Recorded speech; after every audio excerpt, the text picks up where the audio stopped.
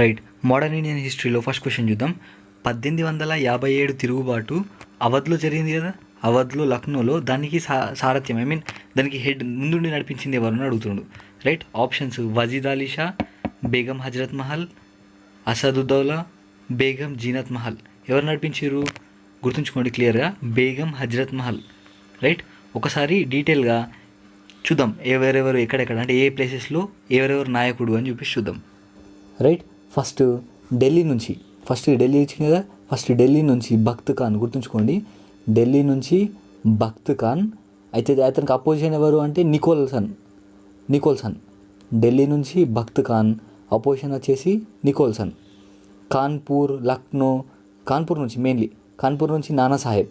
మనకు తెలుసు కాన్పూర్ నుంచి నానా సాహెబ్ అని చెప్పేసి.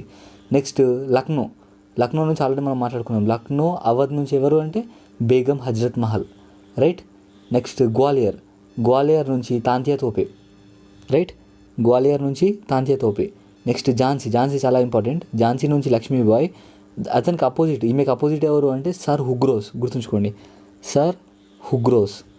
నెక్స్ట్ బరేలీ నుంచి బహదూర్ ఖాన్. రైట్. బహదూర్ ఖాన్. నెక్స్ట్ అర్రా అనేది బీహార్లో ఉంటుంది, అందులో కున్వర్ సింగ్. రైట్. నెక్స్ట్ ఫైజాబాద్లో తెలిసిగా అహ్మదుల్లా అని చెప్పేసి. రైట్. నెక్స్ట్ క్వశ్చన్ చూద్దాం. 67th క్వశ్చన్ చూడండి. Queen's Victoria famous proclamation. Queen Victoria ఏం చేస్తుంది, ఒక ప్రొక్లమేషన్ వేస్తుంది. ఏంటిది? భారతదేశాన్ని పరిపాలించే అధికారం ఈస్ట్ ఇండియా కంపెనీ నుంచి డైరెక్ట్గా బ్రిటిష్ గవర్నమెంట్ ఏదైతే ఉంటుందో అక్కడ ఉండే గవర్నమెంట్ పరిపాలిస్తుంది అని చెప్పేసి ప్రకటిస్తుంది. అయితే ఆ ప్రకటన ఎక్కడి నుంచి చేశారని అడుగుతుండు. రైట్. ఆప్షన్స్ వచ్చేసి లండన్, కలకత్తా, ఢిల్లీ, అలహాబాద్. రైట్. ఎక్కడ చేసారు గుర్తుంచుకోండి, అలహాబాద్లో చేస్తారన్నమాట. Right. Next Govinda Dhondo Pant, popularly known was Nana Sahib and one of the principal leaders of the revolt 1857 was adapted here and the successor of. అంటే క్లియర్గా చెప్పాలి అంటే నానా సాహెబ్ అంటే గోవింద దండో పంత్గా పిలువబడే నానా సాహెబ్ని ఎవరు దత్తత తీసుకురు అని అడుగుతుండు question. Option A Peshwa Bajirao two, B Jhansi, C Madhavrao Scindia, D Mahalkar Rao Holkar. ఎవరు దత్తత తీసుకుంటారు? బాజీరావు టూ దత్తత తీసుకుంటాడు. ఈ బాజీరావు టూ ఎవరో కాదు, లాస్ట్ పేష్వా అన్నమాట. రైట్. అతను నానా సాహెబ్ని దత్తత తీసుకుంటాడు. రైట్. నెక్స్ట్ ఈ క్వశ్చన్ చూడండి, కొంచెం లాజికల్గా ఇచ్చిండు. During the first 100 years of the British rule అంటే మొదటి 100 సంవత్సరాల బ్రిటిష్ పాలనా కాలంలో people's resentment and opposition to the British policies mainly surfaced in the form of అంటే ఈ భారతదేశంలో ఉన్న ప్రజలు అంటే భారతీయులు ఈ బ్రిటిష్ పాలసీస్ని ఏ పాలసీస్ని వ్యతిరేకించారు?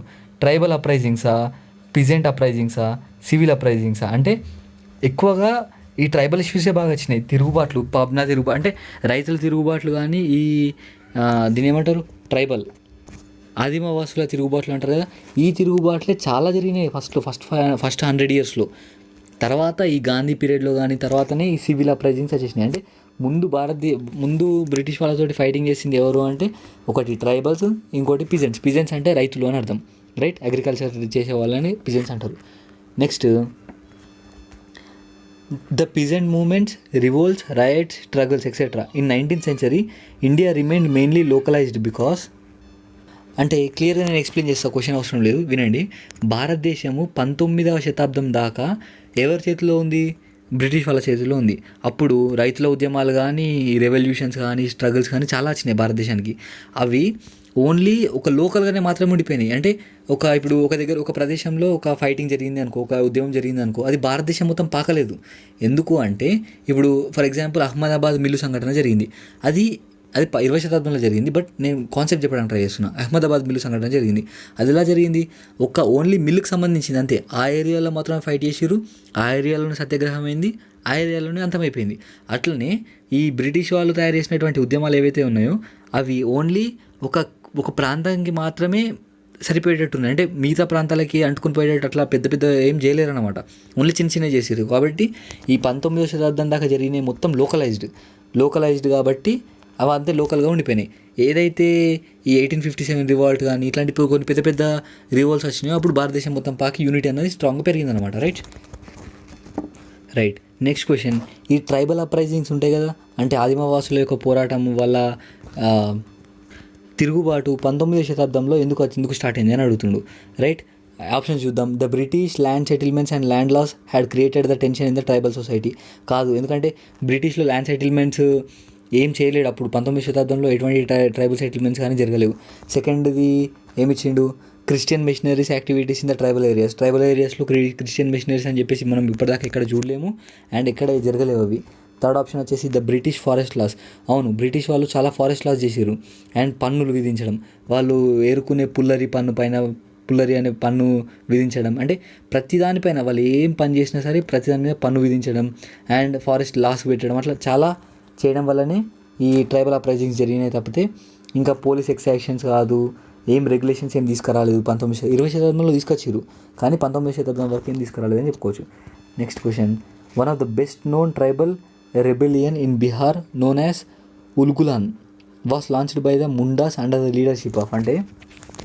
అంటే కొంచెం డీటెయిల్గా చూసుకుంటే ఏంటిది అంటే, ఈ ముండాలు ఎవరైతే ఉంటారో వాళ్ళకు గిరిజన తెగకు సంబంధించిన వాళ్ళు. వీళ్ళు చోటనాగ్పూర్ పీఠభూమిలో అంటే బీహార్ ప్రాంతంలో వాళ్ళు నివసిస్తారు. రైట్. వీళ్ళు 1899 నుంచి 1900 ప్రాంతంలో, ఆ సంవత్సర ప్రాంతంలో ఒక తిరుగుబాటు చేస్తారు. వాళ్ళు ఎందుకు తిరుగుబాటు చేస్తారు అంటే, సాంప్రదాయబద్ధకంగా చేసుకునే వాళ్ళ కుంతకట్టు పద్ధతిని తొలగించడానికి బ్రిటిష్ ప్రయత్నిస్తుంది. రైట్. ఏమిది కుంతకట్టు అని చెప్పేసి ఒక పద్ధతి ఉంటుందంట వాళ్ళది, అది వాళ్ళ సాంప్రదాయక పరంగా వస్తుందట. దాన్ని బ్రిటిష్ ఏం చేస్తుంది, తీసేద్దాము అని చెప్పేసి ట్రై చేస్తుంది. అయితే ఈ బిర్సా ముండా అని చెప్పేసి ఒక అతను ఉంటాడు నాయకుడు, అతని నాయకత్వంలో అంటే గెలుస్తారనమాట.